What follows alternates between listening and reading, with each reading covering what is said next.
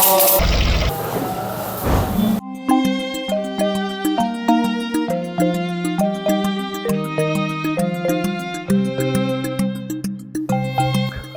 always wanted to see what a Chinese village looked like.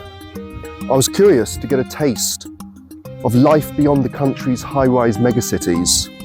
I was eager to see bamboo forests stretching up and away from settlements, and old men harvesting crops, or old-fashioned cooking methods.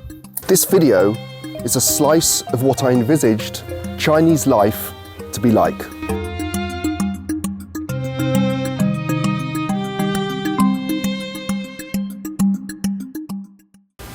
This is the ancestral home of Wang. It was built approximately 200 years ago. The building represents the family name of the inhabitants of the village.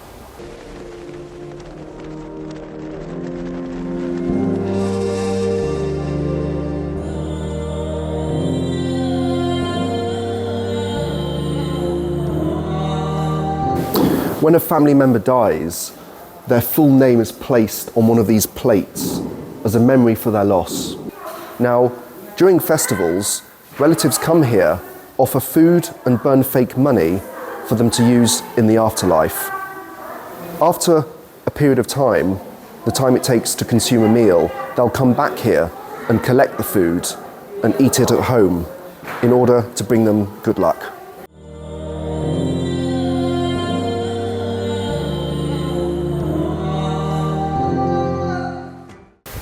During China's economic reform under Deng Xiaoping towards the end of the 20th century, many people moved out of rural areas like these to developing urban areas. Now, a lot of families are coming back to do up these abandoned homes you can see here. In the village of Yangguang, a single main road passes through it, with dozens of houses branching off from it. There are no shops, convenience stores, or public transportation, but you can find a clean and free public toilet. Day 2, and I decided to take a walk through the village. It's a reasonable 11-12 degrees. There's a gentle breeze blowing through the mountains, and what makes it particularly easy to walk between the slopes are these paved steps in between them. Now, what distinguishes this area from many forests in Europe are the clusters of bamboo dotted around the landscape. Also, respectively, it's very nice to see the place so green at this time of year in winter. Beautiful blue sky.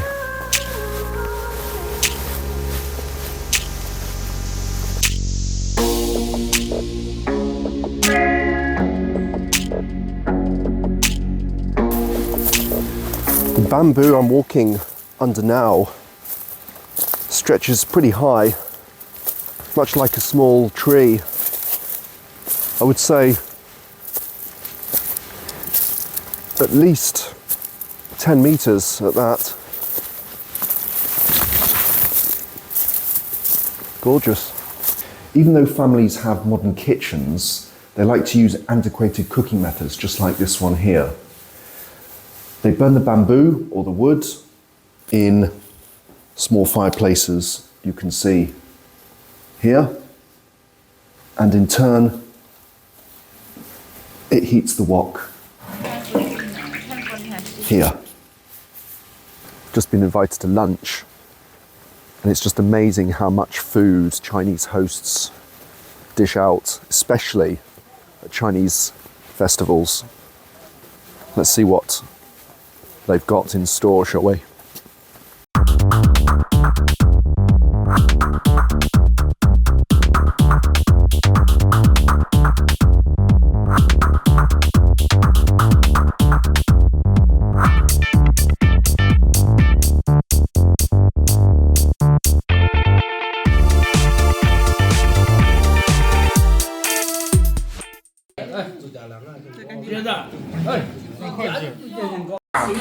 啊，这个酒不会，这个酒不会。刚开始是一模一样的，它比小西瓜冻了20 So this is the 两个一样高， dried clam. 也一样的，就差了2个月。 Celery 小西瓜冻了20块， is a popular ingredient in a lot of dishes here. 没有吃太这有好。小西瓜是 So what's this one here? Dried clam with celery, it looks like, doesn't it? That was a great lunch. There's so much variety of different vegetables and fish and meat, combined with different sauces and flavourings. I also just love that way that they cook here. It certainly adds a different type of flavour to the meal. It's super.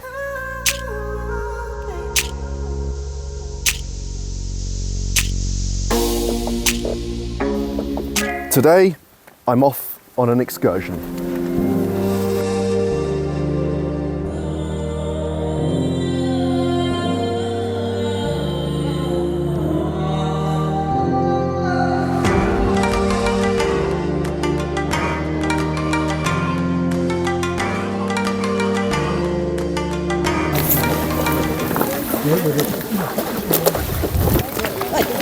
It's Lunar New Year's Day. I'm about to get on the boat to the other side to climb that mountain. This is called Nan Yan Dang Mountain. This is the boat that takes you over to the other side.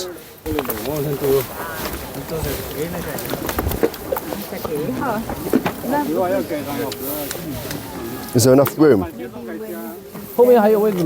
Yeah? So it costs 5 yuan to just get over here, which is it's about 50 cents, 50 euro cents. They don't build a bridge here because they want to make money on shuttling passengers over to the other side. It's a very nice view. And before we know it, we'll be at the foot of the mountain.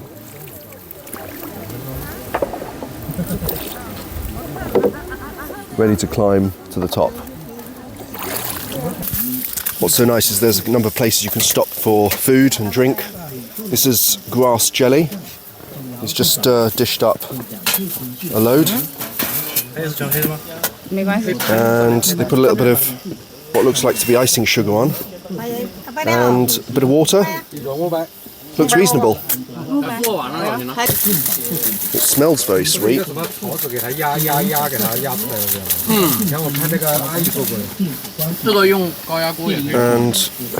I'm just going to give this a go. I can actually smell the sweetness, which is quite unusual for such a dessert. My goodness. It's extremely sweet. Very sloppy.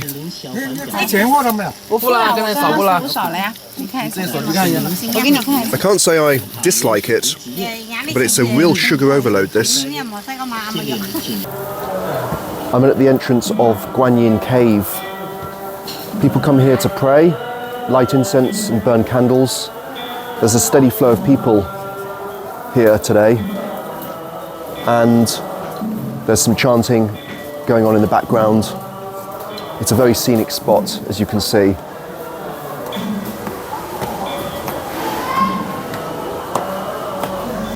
After rubbing shoulders with the locals and doing without certain common amenities for about a week, I returned to the urban lifestyle of Hangzhou, some 400 kilometers farther north. That concludes my video on village life in this region of China. I've really enjoyed breathing the mountain air, witnessing some of the local customs and trying the food. The adventures, however, don't finish here. It's my intention to produce a couple more on the country, but for the time being, stay positive and you'll see me very soon.